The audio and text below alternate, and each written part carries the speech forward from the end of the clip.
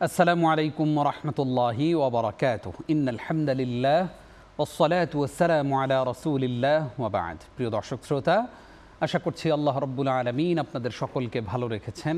আলহামদুলিল্লাহ, আল্লাহর মেহেরবানিতে আমরাও ভালো আছি। আপনাদেরকে আন্তরিক মোবারকবাদ জানিয়ে শুরু করছি ভিএসএল বিক্রমপুর স্টিল নিবেদিত ইসলামী জিজ্ঞাসা অনুষ্ঠানে। আজকে আপনাদেরকে স্বাগত জানাচ্ছি আমি নিজাম বিন মুহিব। প্রিয় দর্শক, আমরা প্রতি সপ্তাহে একজন বিদগ্ধ স্কলারকে আমন্ত্রণ জানাই, যিনি কোরআন সুন্নাহর আলোয় আমাদেরকে আলোকিত করে থাকেন। আজকে আমরা আমন্ত্রণ জানিয়েছি আমাদের প্রিয় একজন স্কলারকে, যিনি গুরুত্বপূর্ণ একটি বিষয়ে শুরুতেই আলোকপাত করবেন এবং আপনাদের করা জীবন ঘনিষ্ঠ প্রশ্নগুলোর জবাব দেবেন। আমাদের আমন্ত্রণে সাড়া দিয়ে আমাদের স্টুডিওতে এসেছেন বাংলাদেশের খ্যাতিমান স্কলার আন-নূর জামে মসজিদ টঙ্গী গাজীপুরের সম্মানিত খতিব ফদিলাতুল উস্তাজ শেখ আলী হাসান তৈয়ব। আসসালামু আলাইকুম ওয়া রাহমাতুল্লাহ। ওয়ালাইকুম আসসালাম ওয়া রাহমাতুল্লাহ। হাইয়াকাল্লাহ উস্তাজ, কেমন আছেন? বারাকাল্লাহু ফিকুম। আলহামদুলিল্লাহ, আপনি কেমন আছেন? আলহামদুলিল্লাহ, আমরাও ভালো আছি। আপনাকে চ্যানেল 9-এর এই জীবন ঘনিষ্ঠ আয়োজনে স্বাগত জানাচ্ছি। শুকরিয়া। প্রিয় দর্শক, আজকে আমরা যে বিষয় শেখের কাছ থেকে আলোচনা শুনতে চাই তা হচ্ছে যুবকদের অধপতন, অর্থাৎ যুব সমাজের নৈতিক অবক্ষয়। সব কিছু মিলিয়ে কেন অবক্ষয় হচ্ছে, কেন আজকে সন্তানেরা কথা শুনছে না, কেন সন্তানেরা বেপরোয়া হয়ে যাচ্ছে, কেন যুব সমাজ আজকে বড়দের সঙ্গে বেয়াদবি করছে, তারা মসজিদে আসছে না, মসজিদে তাদেরকে সালাতের আহ্বান করলেও তারা সেটাকে তুচ্ছ তাচ্ছিল্য করছে, আল্লাহর হুকুমগুলোকে অমান্য করছে। এই সব বিষয় নিয়ে আজকে কথা বলবেন আমাদের আজকের স্কলার। স্ক্রিনে প্রদর্শিত নাম্বারে আপনারাও আমাদের সঙ্গে যুক্ত হতে পারেন। চ্যানেল 9 বিডি ফেসবুক পেজেও কমেন্টে প্রশ্ন করতে পারেন। শেখ, একদম শুরুতেই জানতে চাই, অধপতনের কারণগুলো কি এই যুব সমাজের? এই সেই কয়েকটা কারণ যদি আমাদের সামনে উল্লেখ করতেন শুরুতেই। ধন্যবাদ। নাহমাদুহু ওয়া নুসাল্লি আলা রাসূলিহিল কারীম, আম্মা বা'দ।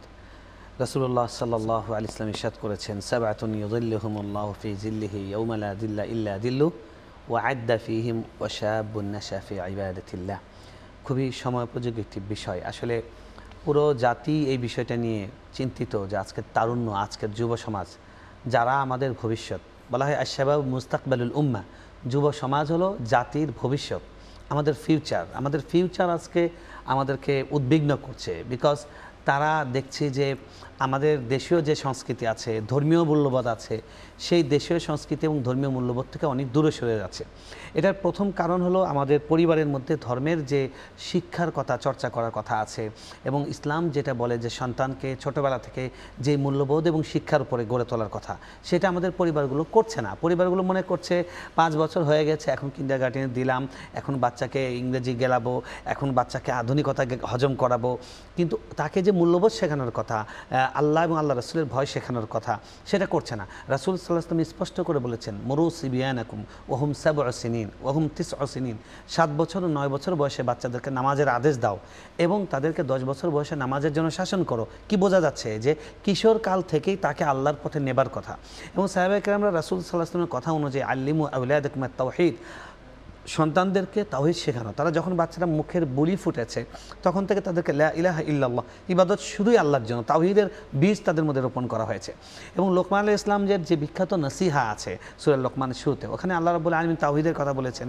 আল্লাহ তাআলা বলছেন যে তোমরা আমার শুকরিয়া আদায় করো, তোমাদের পিতামাতার শুকরিয়া আদায় করো, আনিস কুল্লি ওয়ালি ওয়ালিদাইক। এখানে এই আয়াতের তাফসীরের মধ্যে বলেছেন যে আল্লাহ রাব্বুল আলামিন যেন বাবা মাকে এই মেসেজ দিচ্ছেন, তোমরা যদি সন্তানদেরকে সেই অবুঝ অবস্থায় আমি কি এই পরিচয় তাদেরকে শেখাতে পারো, তুলে ধরতে পারো, আমি তাদের হৃদয়ে তোমরা বাবা মা কি, তোমাদের অবদান কি, সেটাও আমি তাদেরকে দিয়ে দিব। আজকে সন্তানের বাবা মা, আমরা বাবা মা যারা, তারা তো আমরা আল্লাহর পথে চলছি না, আল্লাহর হারাম বাঁচছি না। এরপর 2 নম্বর কথা হলো সন্তানদেরকে আদব শিক্ষার জন্য আক্ষরিক জ্ঞানের প্রতি সমাজ, রাষ্ট্র এবং আমাদের পাঠ্যপুস্তক থেকে নিয়ে সব কিছু যেভাবে ঢাকঢোল পেটানো হচ্ছে যে A+, 5-এর শিশুরা, মেয়েরা লাফালাফি করছে, A+ ভিক্টোরি চিহ্ন দেখাচ্ছে, কিন্তু A+ মানুষ হতে হবে, এই কথাটা শিক্ষকদের মাথা থেকেও যেন চলে গেছে এবং এটা যেন আমাদের রাষ্ট্রের কর্ণধার তাদের মাথা থেকেও চলে গেছে। তাদেরকে ধর্মীয় মূল্যবোধ ওই সময় শেখানো, আদব কায়দা, ভদ্রতা, তারপরে ইসলামের ম্যানার্স, ইসলামের সুন্নাহ যেগুলো শেখানো, এই জিনিসগুলো আমরা শেখাচ্ছি না। তো মৌলিকভাবে আমি বলবো আল্লাহর ভয় সন্তানদের মধ্যে তৈরি করা, আল্লাহর সঙ্গে পরিচিত করানো। আরেকটা হলো ধর্মীয় মূল্যবোধ এবং দেশীয় সংস্কৃতির আমাদের যে ম্যানার্স আছে, আমাদের যে আখলাক আছে, সেটা আমরা সন্তানদেরকে শেখাচ্ছি না, এবং না কারণে তার পরবর্তীতে গিয়ে আমরা তাদেরকে কন্ট্রোল করতে পারছি না। আর সর্বশেষ হলো আছে পৃথিবীর জন্য মাথা ব্যথা, এই যে ডিভাইস, এই ডিভাইসটা দিয়ে আমরা সন্তানদেরকে নষ্ট করে দিচ্ছি। এটাকে দিতে হবে নিয়ন্ত্রিতভাবে, পরিশীলিতভাবে ব্যবহারের পথ শেখাতে হবে। অনেকগুলো গুরুত্বপূর্ণ পয়েন্ট আপনি শেয়ার করেছেন, জাযাকাল্লাহ খাইর। আমরা এবার জানবো আপনার কাছে, এই যে আজকে তাবলিগ জামাতের ইজতিমা চলছে, আমরা দেখি যে এখানে অনেক অগণিত যুবকরা যান, অনেক সময় আমাদের হয়তো আবেগ কাজ করে, সেখানে যান, কিন্তু সেখান থেকে ফিরে এসে আবার সে আগের মতোই জীবন মানে লাইফ লিড করছেন। এই যে একটা ধর্মীয় আবহে 3টা দিন 2টা দিন বা 1টা ঘন্টা কেউ থাকেন, এরপরে নিজের জীবনে সেটা আর কেন মানতে পারেন না? কেউ মনে করেন যে এই যে তাবলিগ জামাতের আখেরি জামাত, এই যে ইজতিমার আখেরি মুনাজাত, এটাকে আমার যেই কোনোভাবে ধরতেই হবে, এটা ধরতে পারলে মোটামুটি আমার জীবনের সব গুনাহ মাফ। পরবর্তীতে আর ইসলাম ধর্ম আর সে মেনে চলে না, এর কারণ কি বলে আপনি? এটা আসলে আমাদের তো একটা নাম আছে, দুর্নাম আছে যে আমরা হুজুগে জাতি একটা। দেখুন, মানুষ হুজুগের সঙ্গে যায়, শুধু তাবলিগে না, কাবাঘর থেকে ঘুরে আসে হুজুগে অনেক মানুষ। আমার এলাকার একটা ছেলে নামাজ পড়ে না, বাবা মার একটা সন্তান, বাবা মা তাকে 2বার হজ করিয়েছে, কিন্তু সেই ওখান থেকে আসার পর আবার বেনামাজি। তো আসলে তাবলিগে যাক বা হজে যাক, যেখানেই যাক, আলেমদের সংস্পর্শে যাক, তার নিজের যে হেদায়েত দরকার, এই ভয়টা তার ভিতর তৈরি হতে হবে, এই প্রয়োজন বোধটা তার ভিতর তৈরি হতে হবে। এটা যদি তৈরি হয় তখন সে পরিবর্তন হবে, নাহলে পরিবর্তন হবে না। আর বাকি তাবলিগের এই যে ইজতেমা যেটা হচ্ছে, এটা তো যারা তাবলিগ রেগুলার করে তাদের জন্য একটা প্রশিক্ষণ কর্মশালার মতো, অ্যানুয়াল মানে ওয়ার্কশপ। কিন্তু এখানে বাইরের লোকরা খামোখা ওই জুমার নামাজের দিন রাস্তাঘাট বন্ধ করে যাচ্ছে, তারপরে মোনাজাতের দিন পুরো একদম অফিস আদালত সব বন্ধ করে। এটার কিন্তু ইসলামে কোনো মাহাত্ম্য নেই। ইসলামে মোনাজাতের ব্যাপারটা একা একা করতে পারলে ভালো, হ্যাঁ দোয়া করে ভালো, আমরা সেটাকে খারাপ বলার কোনো সুযোগ নেই। কিন্তু এই যে আয়োজনটা, বাগাড়ম্বরটা, মোস্তাহাব কাজ নিয়ে, এটা যারা তাবলিগের মুরব্বী আছেন তারা কেউ পছন্দ করেন না, তারা চান না। তো এই ব্যাপারে আমাদের সচেতন হওয়া উচিত যে আমরা ওখানে যাব বয়ান শুনে হেদায়েত হওয়ার জন্য, মোনাজাতের জন্য না। মোনাজাত তো আপনি যে কোনো জায়গা থেকে করতে পারেন, হ্যাঁ, এবং আপনার মোনাজাত কবুলের জন্য আপনার বাবা মা বাসায় আছে, তাদের দোয়াটা বেশি কবুল হবে ওই তাবলিগের মুরব্বীর থেকে। সেজন্য আমাদের পুরো জাতিরই ব্যাপারে সচেতন হওয়া উচিত যে আমরা যেন আবেগে নয়, বিবেকটাকে কাজ করাই। জি, খুবই সুন্দর বলেছেন। আমরা একটু জানতে চাই যে তাবলিগ জামাতের এই যে 2 পক্ষের যে মানে দ্বন্দ্ব, এটার আসলে শেষ কোথায়? আমরা সবসময় দেখছি যে দাড়িটুপি মানুষগুলাই সবসময় লাঞ্ছিত হচ্ছেন, অপমানিত হচ্ছেন, এবং তারা যদি নিজেদের মধ্যে এইরকম দ্বন্দ্ব লাগিয়ে রাখেন, এটা কি ইসলামের জন্য আসলে মানে কোনো সুবার্তা বা শান্তির বার্তা? ইসলামের জন্য খুবই খুবই বিব্রতকর, মানে আমাদের জন্য, মুসলমানদের জন্য, ইসলামের জন্য না, আমাদের জন্য খুবই বিব্রতকর। মানুষ তো বোঝে না কি পার্থক্য। কিন্তু দুঃখজনক বাস্তবতা হলো যে এটার পেছনে বিভিন্ন দেশি আন্তর্জাতিক নানান রকমের পেছন থেকে কলকাঠি নাড়া হচ্ছে। এটা একটা বাস্তবতা, দুঃখজনক বাস্তবতা। আমরা শুধু দোয়াই করতে পারি, এর বাইরে বেশি কিছু নাই করার। আল্লাহ আমাদেরকে হেফাজত করুক, আলেমদের সাথে থাকার তৌফিক দান করুক, আমিন। আমাদের সঙ্গে এই মুহূর্তে একজন দর্শক আছেন। আসসালামু আলাইকুম। দর্শক নিশ্চয়ই আমাদেরকে শুনছেন? ওয়ালাইকুম আসসালাম, প্রশ্ন করুন।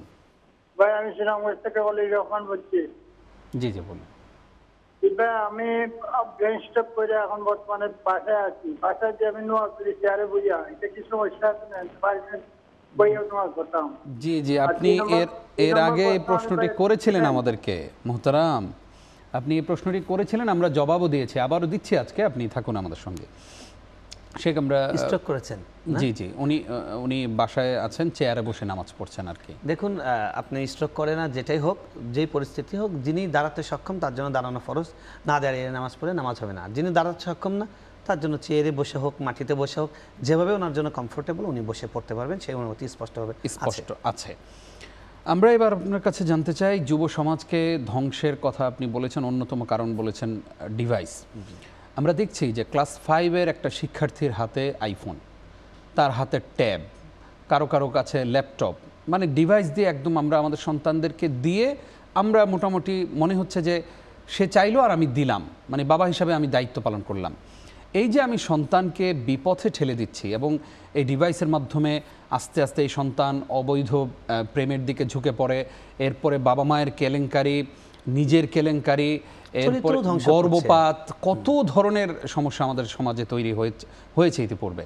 আপনার কাছে বলতে চাই যে এই জায়গা থেকে আমাদের গার্ডিয়ানদের কি ভূমিকা রয়েছে? দেখুন, গার্ডিয়ানদেরকে আল্লাহ বলেছেন যে কু আনফুসাকুম ওয়া আহলিকুম নারা, নিজেকেও জাহান্নামের আগুন থেকে বাঁচাও, পরিবারের সদস্যদেরকে বাঁচাও। এবং রাসূল সাল্লাল্লাহু আলাইহি ওয়াসাল্লাম বলেছেন যারা তাদের পরিবারের মধ্যে বেহায়াপনা, নগ্নতা এটাকে সাপোর্ট করে, দেখেও না দেখার ভান করে, বাধা দেয় না, তাদেরকে রোধ করার চেষ্টা করে না, তাদের ব্যাপারে রাসূল সাল্লাল্লাহু আলাইহি ওয়াসাল্লাম বলেছেন দাইয়ুস, এদের জন্য জান্নাতের ঘ্রাণও বরাদ্দ নেই, জান্নাত তো দূরের কথা। তো সেই জন্য আপনার সন্তানকে আপনি স্মার্টফোন দিচ্ছেন, আপনার সামর্থ্য আছে, আপনি এই একটা মানে টিনেজার একটা বাচ্চাকে আপনি আইফোন কিনে দিচ্ছেন, তারপরে সে কোথায় যাচ্ছে না যাচ্ছে আপনি খবর রাখছেন না। আপনি দেখেন, আমি একটা দেখলাম আন্তর্জাতিক একটি গণমাধ্যম বাংলাদেশে পরশুদিন রিপোর্ট করেছে যে 51% তরুণ তরুণী তাদের 18 বছর আগেই তাদের সতীত্ব তাদের হারিয়ে ফেলছে। তো এটা তো আসলে সত্যি উদ্বেগজনক। আগে ইন্টারমিডিয়েট পড়ে আমাদের বাবা মায়েরা বা আমরা যেটা না বুঝেছি, এখনকার 5-এর বাচ্চারা সেটা বুঝতে পারছে শুধু ডিভাইসের কারণে। তো বাসায় যারা ওয়াইফাই আছে তাদের এই ব্যাপারে নিজেদের সচেতন হওয়া উচিত যে সবসময় ইন্টারনেটে অ্যাভেলেবেল এরকম যারা আছেন তাদের এটাকে ভেবে দেখা উচিত, এটা টাইমটা লিমিট করা দরকার। এবং সন্তানদেরকে বিভিন্ন জায়গায় তারা যেন প্রবেশ না করে, অ্যাক্সেস না পায়, সেটার জন্য আপনি প্রযুক্তি সচেতন হতে হবে। আপনি যারা জানে তাদের থেকে সহযোগিতা নেন যে অনেক কিছু বন্ধ রাখা যায়, যে খারাপ জিনিসগুলোতে ঢুকতে পারবে না। এবং তাদের সঙ্গে থাকতে হবে, তাদের কাছাকাছি থাকতে হবে। সন্তানকে আপনি ছেড়ে দিচ্ছেন, সময় দিচ্ছেন না, আপনি বাইরে ঘুরছেন, আড্ডা দিচ্ছেন, কিন্তু বাচ্চাকে সময় দিচ্ছেন না, তাহলে হবে না। বাচ্চাকে নিয়ে ঘুরতে যান, পরিবার নিয়ে আপনি কক্সবাজার যান, পরিবার নিয়ে আপনি আত্মীয়র বাড়িতে যান। ইসলামে তো কোনো বারণ নেই, পর্দা করে আপনি যা করতে পারেন, যেখানে ঘুরতে ইচ্ছে যেতে পারেন। অর্থাৎ সন্তানদেরকে সময় দেওয়া দরকার, তাদের কাছে যাওয়া দরকার। আর সঙ্গে সঙ্গে ওই যে শুরুতে যেটা বলেছি ধর্মীয় মূল্যবোধ, এছাড়া আমরা আমাদের প্রজন্মকে বাঁচাতে পারবো না। এবার আমরা জানতে চাই যে এই যে যুব সমাজের অধপতন, এই অধপতনের আরও একটি গুরুত্বপূর্ণ কারণ হচ্ছে বিজাতীয় সংস্কৃতি। এই বিজাতীয় সংস্কৃতি আসলে আমরা যে অনেকে লালন করছি, অন্তরে হোক বাহ্যিকভাবে হোক, আমরা দেখি যে কই আর্জেন্টিনা মেসি খেলে, কই ব্রাজিলে নেইমার খেলে, তার স্টাইলে চুল রাখছে, তার ড্রেস আপে অনুকরণ করে ড্রেস আপ নিজে গায়ে দিচ্ছে। মান তাশাব্বাহা বিকওমিন ফাহুয়া মিনহুম, তারা কি এই হাদিসের আওতায় পড়বে না? অবশ্যই, যদি তারা এটাকে হৃদয়ে মননে ধারণ করে অবশ্যই তাদের মধ্যে পড়বে যে বিজাতির সাথে সাদৃশ্য। এটা থেকে বাঁচানোর উপায় কি? আমরা তো আসলে উপায়গুলোই আমরা জানবো ইনশাআল্লাহ। বিজাতীয় সংস্কৃতি থেকে আমাদের সন্তানদেরকে কিভাবে আমরা বিরত রাখবো? আসলে প্রথম পরিবার থেকেই মানুষ মূল্যবোধ শেখে। পরিবারে নিজেদের সংস্কৃতির প্রতি শ্রদ্ধাবোধ, নিজেদের সংস্কৃতির যে বেচার, এটা তাদেরকে শেখানোর দরকার। আমরা বাবা মায়েরা যদি সন্তান দেখে সবসময় তারা বিজাতীয় সংস্কৃতি এনজয় করছে, সেটাতে প্রাউড ফিল করছে, তাহলে সেই সন্তানরা পরবর্তীতে তারা পরগাছা হয়ে যাবে, তারা ঠিক একদম যথার্থই বলেছেন। আমরা একটা প্রশ্ন নিয়ে আসি। আসসালামু আলাইকুম। দর্শক, আপনার টেলিভিশনের ভলিউম কমিয়ে নিন।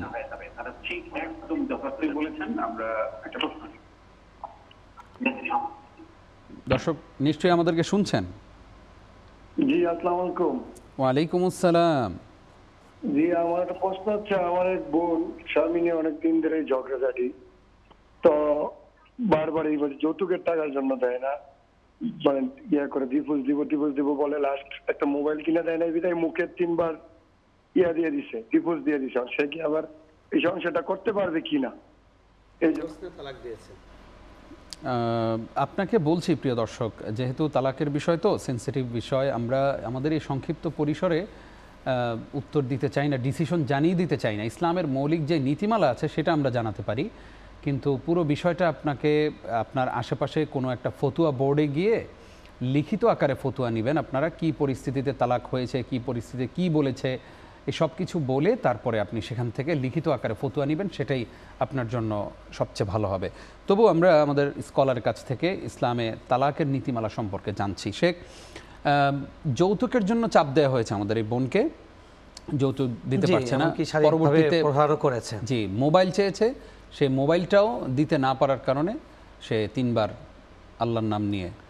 যাই হোক, খুবই দুঃখজনক ঘটনা। তালাকের বিষয়টা আপনাকে বলবো যে নিকটস্থ বড় মাদ্রাসা যেখানে আছে সেখানে গিয়ে তালাকের মাসালাটা হল করে নেবেন, সেখানে তাদের জিজ্ঞেস করে উত্তর নেবেন। ওই বিষয়টা আমরা জানলেও বলবো না, কারণ আমাদের কথা অনেক সময় মানুষ ভুল বোঝে। আর তালাকের বিষয়টা শব্দের একটু এদিক সেদিকের কারণে, যদি কিন্তু কারণে ইয়েস নট চেঞ্জ হয়ে যায়, এই জন্য ফিজিক্যালি এটা শুনতে হবে। কিন্তু আমরা যেই বিষয়টা বলবো সেটা হলো, উনি যে মানে যৌতুকের জন্য প্রেশারাইজ করছেন, এমনকি শারীরিকভাবে আঘাত করেছেন, এটা তো ফৌজদারি অপরাধ, এটা ইসলামের দৃষ্টিতেও অপরাধ, উনি অপরাধী, এবং আমাদের দেশীয় আইনেও এটা অপরাধ। আপনারা সেই অপরাধের জন্য কিন্তু প্রতিকার চাইতে পারেন, আইনের আশ্রয় নিতে পারেন। বাকি যদি মনে করেন যে তাদের দাম্পত্য জীবন একটু বুঝিয়ে সুঝিয়ে তাদেরকে করে দিলে চলবে, সেটা যদি তালাক না হয়ে থাকে তাহলে সেই ক্ষেত্রে আপনারা তাকে বুঝিয়ে সবর করতে পারেন, দোয়া করতে পারেন এই বিষয়গুলো। আর যদি মনে করেন যে না আসলে শেষ করে দিয়েছে সব কিছু, তাহলে পরবর্তী আপনারা অন্য কিছু ভাবুন, এখান থেকে হাত ধুয়ে নিন। রাসূল সাল্লাল্লাহু বলছেন যে হাত ধুয়ে নাও এখান থেকে, অর্থাৎ এই চ্যাপ্টার ক্লোজ করে দিন। খুবই আসলে দুঃখজনক বিষয়। আমরা আবেগে অনেকে বিয়ে শাদী করে, এই যে আমরা যুব সমাজের নৈতিক অবক্ষয়, এটার মধ্যে অন্যতম একটা বিষয় হচ্ছে অবৈধ প্রেম করে, এরপরে তোমাকে ছাড়া বাঁচবো না, এই টাইপ অবস্থা। দুই ফ্যামিলির কাছেই দুইজন গিয়ে দাঁড়ায় যে আমি তাকে ছাড়া বাঁচবো না। পরবর্তীতে বিয়ের পরে এমন অবস্থা তৈরি হয় যে কেউ কাউকে দেখতেই পারে না, কারো কথাই শুনতে পারে না, একজন একজনের প্রাণ হরণ করার জন্য উদ্যত হয়ে যায়। জি জি জি জি। এটা তো আসলে যে জিনিসটা অবৈধভাবে হয় সেটা সেখান থেকে সুফল কিছু আসে না। যে গাছটার জন্মতেই সমস্যা, সেখান থেকে ভালো ফল আশা করতে পারেন। এই জন্য কিন্তু ইসলাম খুব গুরুত্ব দেয় বিবাহে, দাম্পত্য জীবনকে সুন্দর করার জন্য, দাম্পত্য জীবন শুরুর আগের জীবনটা সুন্দর করা খুবই গুরুত্বপূর্ণ। জি জি, আমরা সতর্ক থাকবো ইনশাআল্লাহ। আরো একজন দর্শক আছেন। আসসালামু আলাইকুম। আসসালামু আলাইকুম ওয়া রাহমাতুল্লাহ। ওয়া আলাইকুম আসসালাম ওয়া রাহমাতুল্লাহ। ভালো আছেন? আলহামদুলিল্লাহ। আপনার টেলিভিশনের ভলিউম কমিয়ে আপনি প্রশ্ন করুন।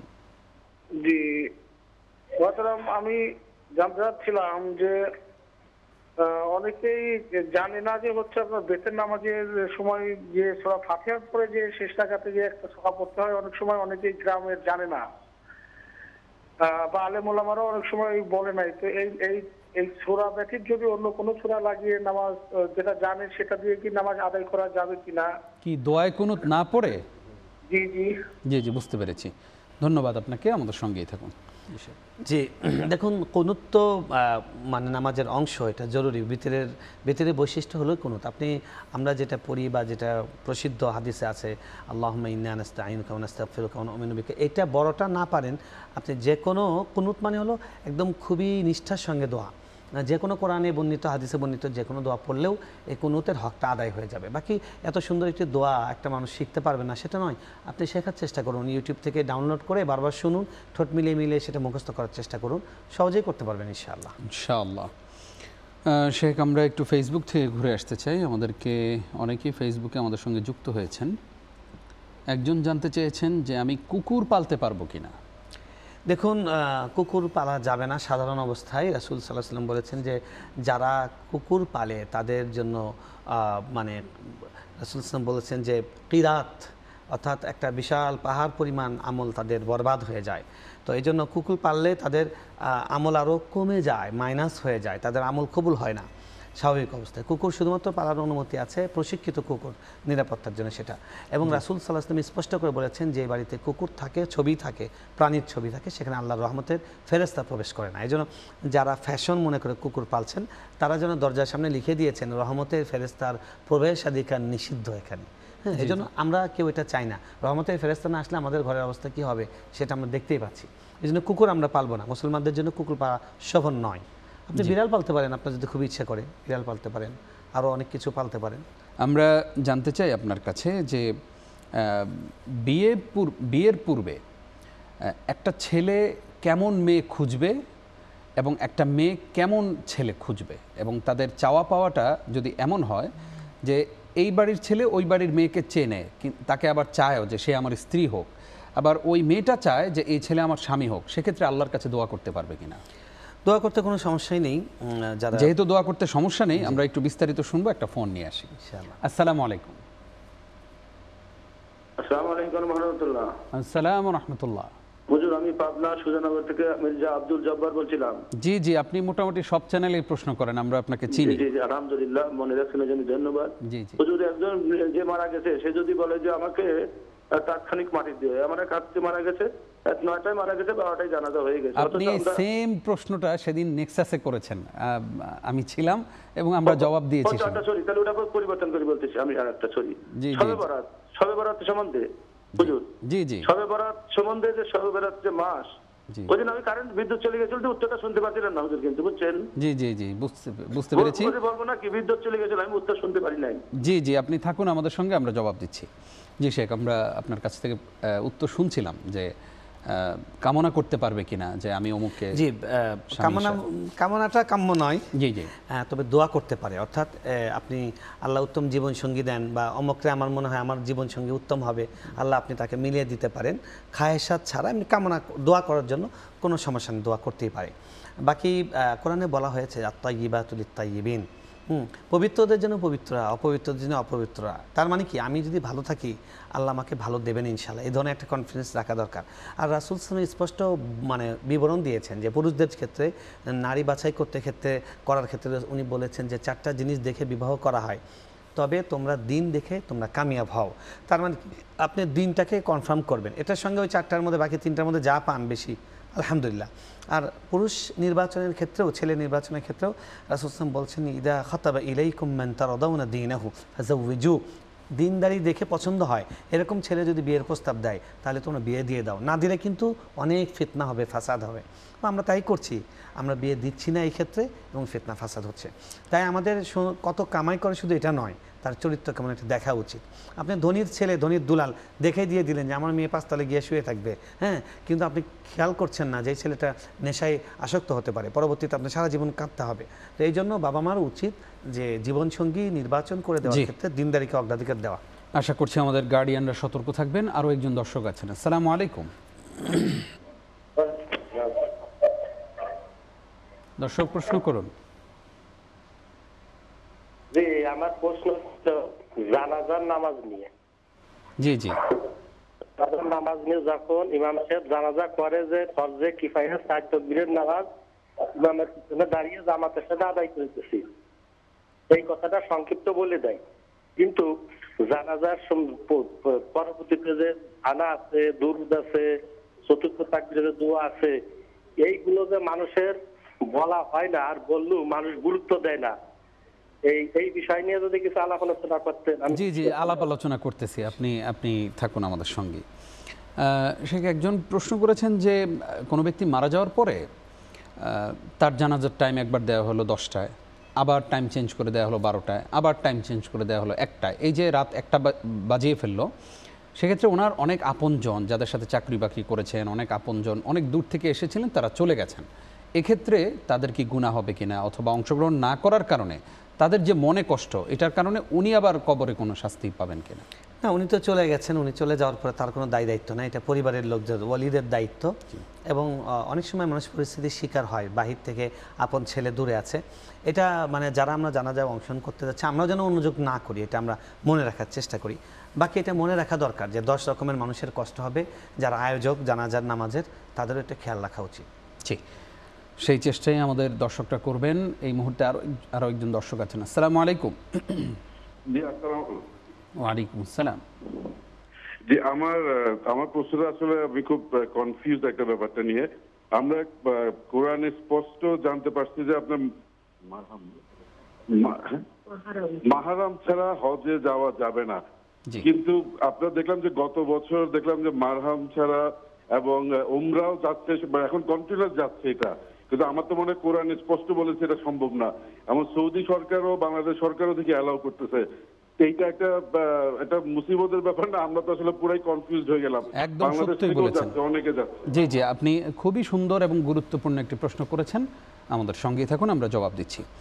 শেখ একজন শবে বরাত সম্পর্কে জানতে চেয়েছেন যে শবে বরাতে আমাদের কোনো ইবাদত আছে কিনা এবং শবে বরাত ভাগ্য রজনী কিনা, এই সব কিছু মিলিয়ে যদি আমাদেরকে কিছু মেসেজ। জি, সংক্ষেপে কথা হলো যে শবে বরাত এটা ভাগ্য রজনী নয়, এটাকে হাদিসের ভাষায় বলা হয়েছে মধ্য শাবানের রাত, এটাকে এভাবেই বলা উচিত। এই রাতের ব্যাপারে স্পষ্ট কথা এতটুকু বিভিন্ন হাদিস এসছে জয়ীফ সনদে, সেগুলো সার্বিকভাবে সেটা মোটামুটি মেসেজটা সঠিক।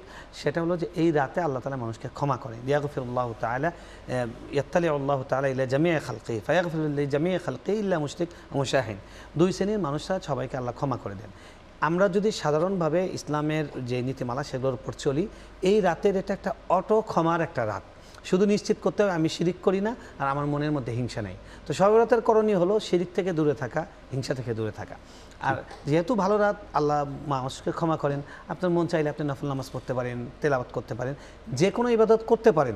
এই রাতের কোনো নির্দিষ্ট ইবাদত নাই, এটা মাথায় রেখে। সুতরাং যদি কেউ না করে তাকে খারাপ মনে করা যাবে না, এবং এই রাতের জন্য নির্দিষ্ট কোনো ইবাদত করা যাবে না। এটা মনে না রেখে আপনি আল্লাহর কাছে যে কোনো ভালো কাজ করতে পারবেন, ইনশাআল্লাহ। আরও একজন দর্শক আছেন। আসসালামু আলাইকুম। স্যার আমি ওই লোকে আর একটা প্রশ্ন করতে চাইছিলাম, স্যার আবার আমাকে লাইন দিয়েছে, কিছু মনে করেন না। আমি যে প্রশ্নটা করতে চাইছিলাম সাহেব আপনাদের কাছে, যে ঋণ অবস্থা, ঋণ থেকে যদি একজন মারা যায় এবং ওই ঋণটা তার পরিবার থেকে যদি দায়িত্ব নেয়, আর সেই ঋণটা দিতে যদি 1 মাস কিংবা 2 মাস সময় লাগে, এই সময়ের ভিতর কি তার জন্য কি কবরে সাজা হয় কিনা? আচ্ছা আচ্ছা, জি, সুন্দর প্রশ্ন করেছেন, থাকুন আমাদের সঙ্গেই।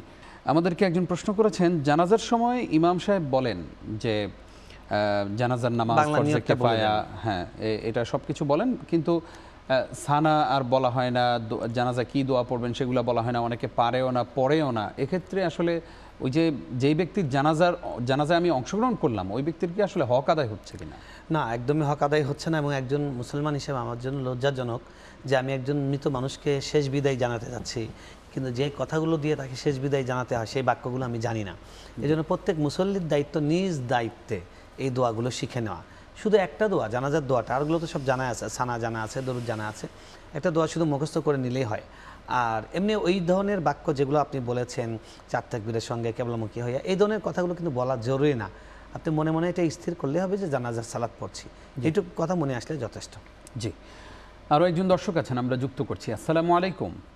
ওয়ালাইকুম আসসালাম, আমার নাম মোহাম্মদ আলম মিয়া। আমি জি জি বলুন। ওয়ালাইকুম আসসালাম। প্রশ্ন করুন।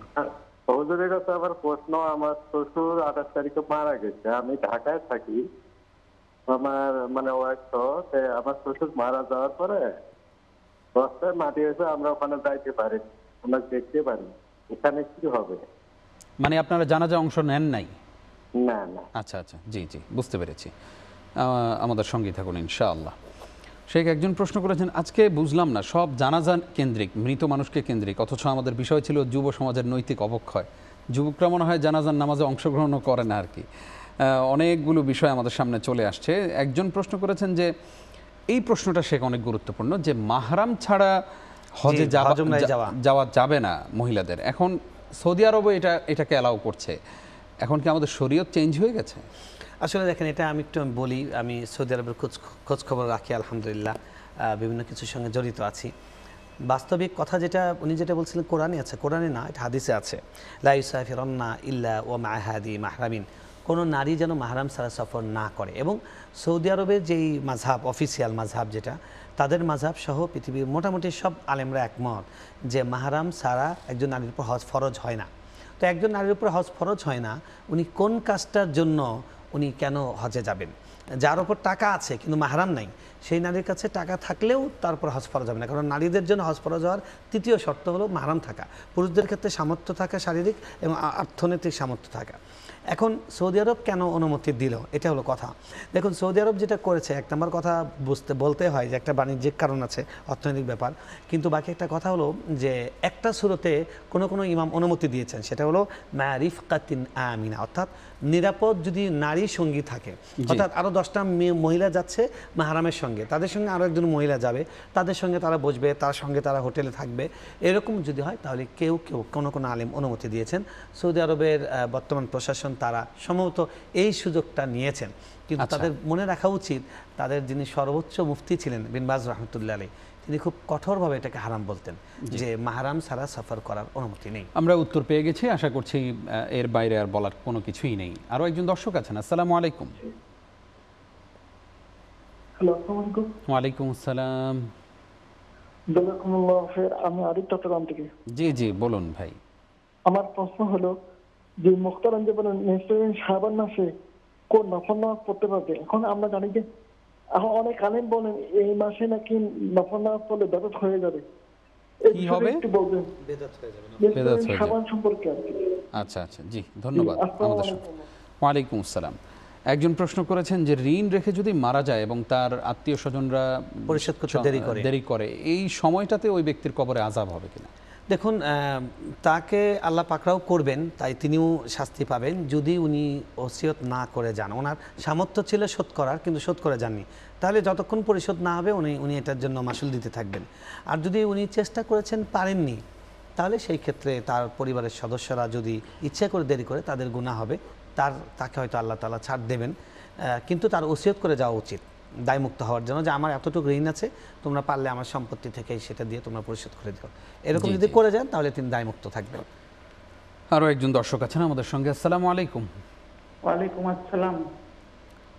হুজুর, আমি জানতে চাচ্ছি যে শবে বরাতে কয়টা রোজা রাখতে হবে বা রোজা রাখা যাবে কিনা? আচ্ছা আচ্ছা, জি ধন্যবাদ, আমাদের সঙ্গেই থাকুন। যদিও আমরা এই প্রশ্নের জবাব কিছুক্ষণ আগে দিয়েছি। আমাদেরকে একজন প্রশ্ন করেছেন যে ওনার শ্বশুর মারা গেছেন, উনি দেখতেও যেতে পারেন নাই, জানাজায়ও যেতে পারেন নাই, এতে কি ওনাদের মারাত্মক কোনো গুনাহ হয়েছে? না, কিছু হয়নি। দেখুন, রাসূল সাল্লাল্লাহু আলাইহি ওয়াসাল্লাম জিহাদ থেকে ফিরে আসছেন, তখন ওসমান রাদিয়াল্লাহু তাআলা আনহু তার স্ত্রীকে অর্থাৎ আমার নবীর মেয়েকে কবর দিয়ে তারা হাত ঝাড়ছিলেন, এর হাদিসে আছে। তো সুতরাং আপনি দোয়া করবেন, মানে জানাজার নামাজ পড়া হয় দোয়া করার জন্য, এটা দাফন হয়ে যাওয়ার পরে দোয়া করার অবকাশ আছে। কবর জিয়ারত করবেন, করে দোয়া করবেন, এতটুকু যথেষ্ট। কবর জিয়ারতের জন্য কি একদম কবরের সামনে যেতে হবে কিনা? এটাও সত্য নয়, যে কোনো জায়গা থেকে দোয়া করতে পারবেন। জিয়ারত মানে হলো মানে দর্শন, তো সেটা কবর দর্শন, তো কবর জিয়ারতের জন্য তো কবরে যেতে হবে, কিন্তু দোয়া করার জন্য ওই জায়গা যাওয়াটা জরুরি নয়। জি, সুন্দর একটি প্রশ্নের জবাব পেয়েছি। একজন প্রশ্ন করেছেন যে শাবান মাসে নফল নামাজ পড়লে নাকি বিদআত হয়ে যাবে। দেখুন, শাবান মাসে কোনো নির্দিষ্ট নফল নামাজ আছে বা এটার বিশেষ ফজিলত আছে, এটা মনে করে পড়লে সেটা বেদাত হতে পারে, কারণ রাসূল সাল্লাল্লাহু আলাইহি ওয়াসাল্লাম এরকম কোনো নামাজ দেননি। আজকে নিশ্চয়ই সব জুমায় আলোচনা হয়েছে, রাসূল সাল্লাল্লাহু আলাইহি ওয়াসাল্লাম সবচেয়ে বেশি রমজানের পরে এই মাসে রোজা রাখতেন, নফল রোজা, রমজানের প্রস্তুতি হিসেবে। আর দ্বিতীয় যেই কাজটা, এই মাসে বেশি বেশি কোরআন তেলাওয়াত করার কথা, কারণ রমজানের দুইটা আমল, রোজা আর কোরআন তেলাওয়াত বেশি বেশি, তো এই দুটার প্র্যাকটিস করা এই মাসে, তাই এই মাসে নফল রোজা করা বেশি বেশি এবং কোরআন তেলাওয়াত বেশি বেশি করা, এর বাইরে এই মাসে নির্দিষ্ট কোনো আমল নেই। জি, সুন্দর প্রশ্নের জবাব পেয়েছি আমরা। প্রিয় দর্শক, এই মুহূর্তে আমাদের সঙ্গে কে আছেন? আসসালামু আলাইকুম। আচ্ছা, ওয়ালাইকুম আসসালাম। আমি জসিম জালুকাঠি থেকে বলছি। জি জি, বলুন। এখন আমার ওই বাবা মারা গেছে, তা ওনাকে মাটি দেওয়া হয়েছে আমার নানার জায়গায়। ওই সময় আমার জায়গা ছিল না। জি, এখন আমি জায়গা কিনছি ইদানিং, এখন আমার বাবার কবরের বয়স হয়েছে 14 বছর। জি, এখন ওই কবরটা কি আমার নিজের জায়গায় আনা যাবে কিনা, মহতরামের কাছে আমার প্রশ্ন। অসংখ্য ধন্যবাদ আপনাকে জীবন ঘনিষ্ঠ একটি প্রশ্ন করার জন্য। আমাদের সঙ্গেই থাকুন। আমাদেরকে একজন প্রশ্ন করেছেন যে শবে বরাতের নির্দিষ্ট কোনো নামাজ, কোনো সিয়াম বা কোনো ইবাদত আছে কিনা। একাধিক প্রশ্নে যদিও আপনি জবাব দিয়েছেন, আমাদের এই বোনের প্রশ্নটা আর বাকি থাকবে কেন? জি, আসলে এটা আমাদের একটা যেহেতু অভ্যাস হয়ে গেছে, এই জন্য যেন মাথা থেকে নামতে চায় না। আমরা কিন্তু স্পষ্টই বলছি এই কথাটা, সেটা হলো আমরা পজিটিভ বাক্যে বলেছি যে আপনি যে কোনো ইবাদতই করতে পারেন, এই রাতের জন্য নির্ধারিত বা নির্দিষ্ট নয় এরকমটা মাথায় রেখে। সুতরাং এখানে নির্দিষ্ট কোনো নামাজও নেই, নির্দিষ্ট কোনো রোজাও নেই। যদিও জয়ীফ হাদিসে রোজার কথা এসছে, রোজাটা রাখতে পারেন আপনি এমনিতেই, তখন একটা আইয়ামে বীজের রোজা চলে, তারপরে দেখা যায় যে শাবান মাস পুরোটাই রোজা রাখা মুস্তাহাব, সেই হিসেবে রাখতে পারেন। সর্বরাতে নির্দিষ্ট খুব মানে কংক্রিট রোজা সেভাবে দেওয়া হয়নি, তো সেজন্য আপনি রোজা রাখতে পারেন আইয়ামে বীজ। আমি বলি সবাইকে যে আইয়ামে বীজের রোজা রাখেন, সবসময় সুন্নাত, অনেক গুরুত্বপূর্ণ। আর নির্দিষ্ট কোনো নামাজ নেই, কোনো রোজাও তো নেই। নাই। জি, আশা করছি আমাদের বোন বুঝতে পেরেছেন। এই মুহূর্তে আরও একজন দর্শক আছেন। আসসালামু আলাইকুম। আপনার টেলিভিশনের ভলিউম শূন্য করে আমাদেরকে প্রশ্ন করুন। জি জি, কমায় দেন। জি জি, আমি আসসালামু আলাইকুম হুজুর। আসসালাম ওয়ালাইকুম আসসালাম। হুজুর, আমি তো নামাজ আমি যখন নামাজ পড়ি, আমার ওর আব্বা মাঝে মধ্যে করে কি, ওই যে আমি নামাজে দাঁড়াইছি, এই দরজাটা দিয়ে যাও। এখন আমি কি ওইখান থেকে উঠে এসে কি দরজাটা দিলাম, এটা কি আমার গুনাহ হবে? আর সে আদাম দিল না, নামাজে দাঁড়ায় গেছে গা, তা আমি চুপ করে, আমি খালি মনে কষ্ট পাই, নামাজ নিয়ে কিছু বলে না, আমি খুব কষ্ট পাই, এটা কি আমার গুনাহ হবে হুজুর? ধন্যবাদ আপনাকে বোন, আপনি খুবই সুন্দর এবং সত্যি একটি বেদনাদায়ক প্রশ্ন আপনি করেছেন, যে আপনি নামাজে দাঁড়ালে আপনার স্বামী আপনাকে এটা অর্ডার দিচ্ছে, ওইটা অর্ডার দিচ্ছে। আমরা এই প্রশ্নের জবাব জানবো ইনশাআল্লাহ, থাকুন আমাদের সঙ্গে। শেখ একজন প্রশ্ন করেছেন যে ওনার বাবা মারা গেছেন, 14 বছর হয়ে গেছে, 14 বছরের কবর ওনার বাবার। এখন ওনার প্রশ্ন হচ্ছে নানার জায়গায় কবর দিয়েছেন, উনি আবার এখন জায়গা কিনেছেন কবর স্থানান্তর করতে পারবেন কিনা ওনার জায়গায়? দেখুন, যদি ওই জায়গাটা ওই পরিবারের সম্মতিতে তাদের অনুমতি ক্রমে যদি কবর হয়ে থাকে তাহলে কিন্তু কবর সরানোর কোনো প্রয়োজন নেই। আপনাদের জায়গায় কবর আনা এটার বিশেষ কোনো ক্রেডিট নেই, বরং আপনাদের জায়গা যদি উদ্বৃত্ত থাকে সেটা আপনি ওয়াকফ করে দেন বাবার নামে, এটা হলো একটা কাজের কাজ হবে। আর যদি এরকম হয়ে থাকে তাদের অনুমতি নাই, তারা এটাতে খুবই মানে আনইজি ফিল করছে বা তারা চাচ্ছে যে এই জায়গাটা মুক্ত হয়ে যাক, তাহলে অনুমতি আছে, তাহলে আপনি সেখান থেকে নিয়ে আসবেন। জাস্ট কিছু মাটি, কিছু পাবেন না, কিছু হাড় গোড় সেটা পাবেন, সেটা এনে দিতে পারেন কবর। আশা করছি আমাদের ভাই তার প্রশ্নের জবাব পেয়েছেন। আরও একজন দর্শক আছেন। আসসালামু আলাইকুম। ওয়ালাইকুম আসসালাম। আসসালামু আলাইকুম। ওয়ালাইকুম আসসালাম। আমি ঢাকা থেকে বলছি।